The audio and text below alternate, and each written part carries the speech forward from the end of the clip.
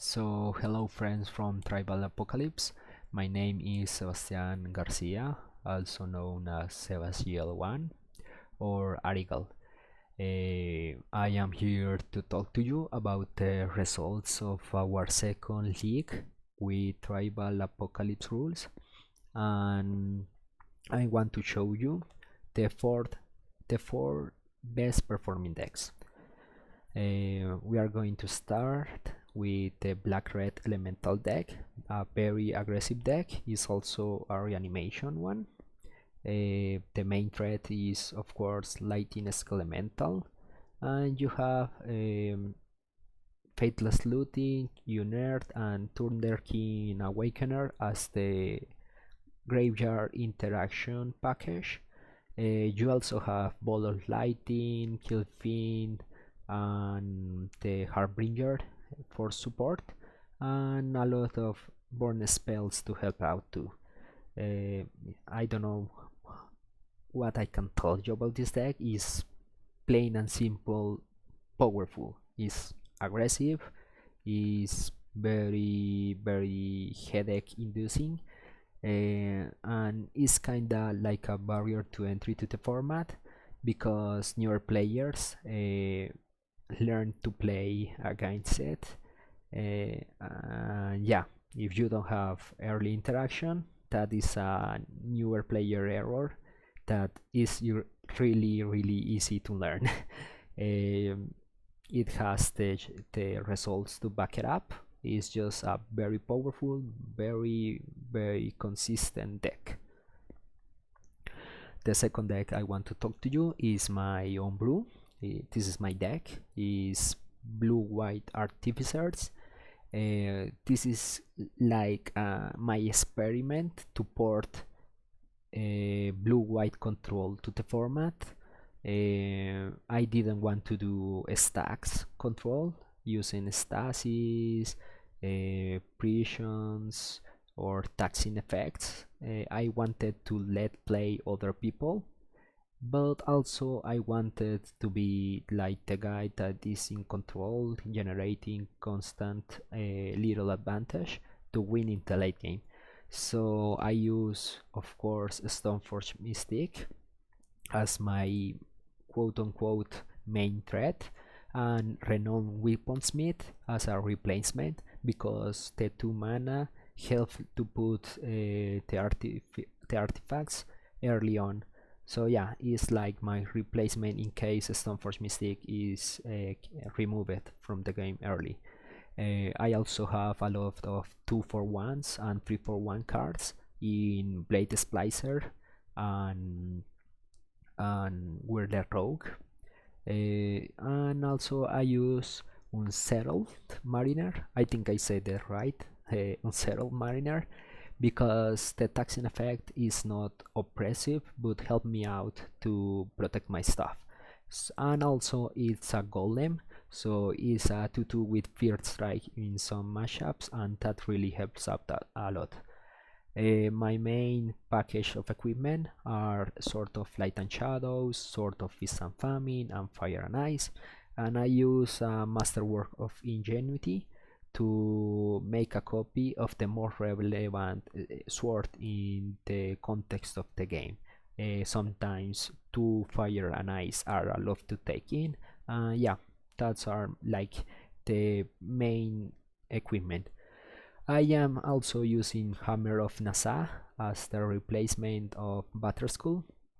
Yeah, Batterskull is really powerful, and Hammer of Nasat is not in the same power creep space, but it's the best I can get for now. While Batterskull helps a lot in the early game, and this deck, believe me, it needs. But yeah, Hammer of Nasat trade that for more mid-range and late game power. The ability to equip for free basically allows you to cheat mana and make your equipment more of a threat and relevant. It's not the same thing to have an equipment just sit there than equip it right away. I also use Swords to Plowshare, Detention Spears, and Supreme Verdicts as my removal package, and I use Padim, Council of Innovation, and Jace the Mind Sculptor and Brainstorm for the card advantage.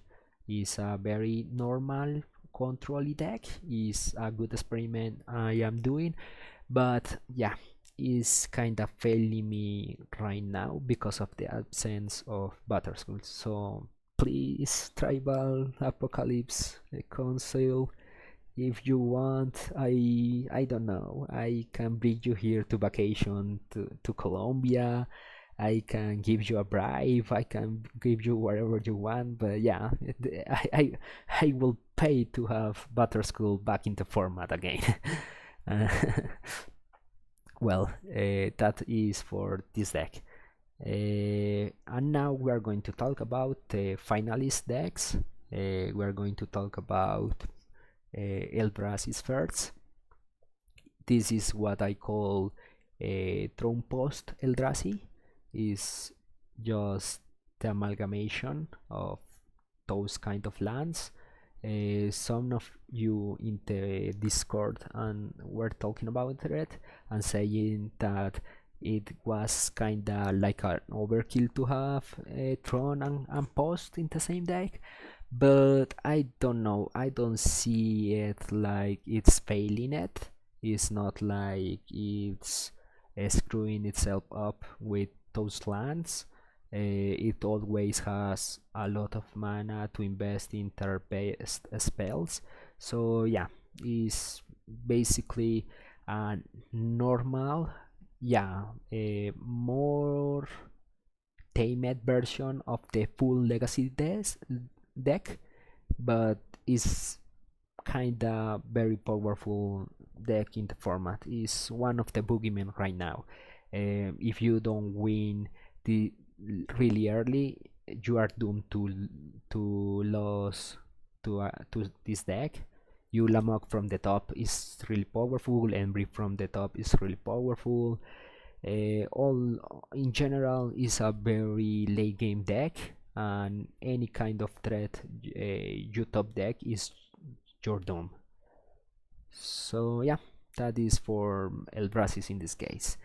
And from now, what I think is the best deck in our meta is the construct deck, is Hardened Scales constructs. With the help of the new lord, the Recombiner I think is called, the deck has proven to be really powerful, really resilient. If you want to go wide, you can go wide. If you want to go tall, you go tall. If you want to fly and infect your opponent, you can do it. I think that the only considerations you have to do is to have Hardened Scales in your hand and maybe Arborn Ravager, and you are completely free to do maniac stuff. Yeah, is very resilient in the way that you can't interact with this. If you want to remove a threat, you use Archmon Ravager and sacrifice it. So if it is Hungerback Walker, you get Doctors. If it's Walking Ballista, you get counters or you get damage to the face. You can use Recombiners to search for other construct cards. So yeah, in general, it can be really aggressive, it can be very resilient, it can be really powerful for late game, and it's kinda like the most powerful, overwhelming deck right now in all the aspects you can imagine. It got them covered, I think. You have some weird cards like Animation Model and Ensnaring Bridge for completely obliterating your opponents. And in this moment, this is the deck I want, I think is the most powerful deck of our meta. In the finals, constructs won really easily. Part of the problem is that Eldrazi's use bat removal, I guess you can say. Ratchet Bomb, Walking Ballista, Dismember, all these dots are really bad against this deck. So if you see the video, you will see that it was over like in 50 minutes, and 10 of those minutes were shuffling the decks. So yeah, the finals were really quickly, but it was fun. Just the matchup wasn't good for Eldrazi's, but yeah, Constructs is the deck to beat right now. So yeah, that is all from us right now. I hope you like all of this stuff we are making. We are trying to do these recordings, we are trying to stream, we are trying to do high-end stuff to provide you with content, and to share with you, the guys from Tribal Apocalypse. In Colombia we have a very passionate community about Tribal, and especially in Medellin, our city. We want to know what you think about this. I am like the people, yeah, the person in charge of this communication. I normally talk to you and talk to them about all the stuff we are seeing in the format, the new cards, the bans, and all the stuff. Yeah, that's all for now. Take care. Have a good day. Bye.